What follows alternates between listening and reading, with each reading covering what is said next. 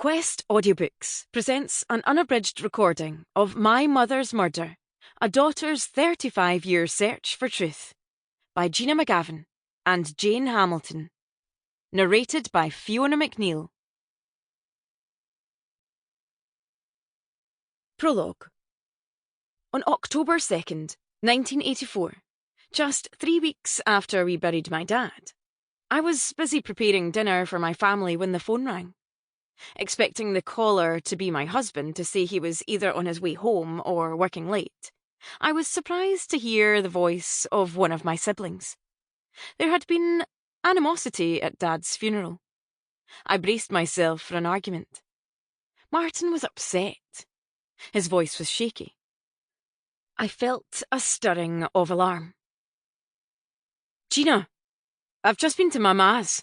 She's dead. She's been murdered." Those words sent an icy chill through my body. "The police are at my ma's flat now.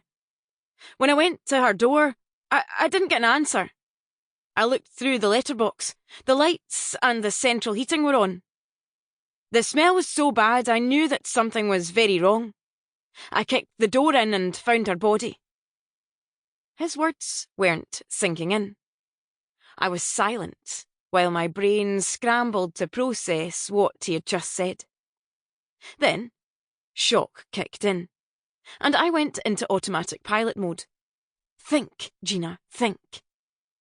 I couldn't leave the children alone. My husband worked 10 minutes from our house and often stopped at the bookies on his way home. I needed to catch him before he left. Luckily, I did. The thought of traipsing to a bookies to find my wayward husband to tell him such news was more than I could stand, so I phoned instead. I needed to catch him before he left. Luckily, I did.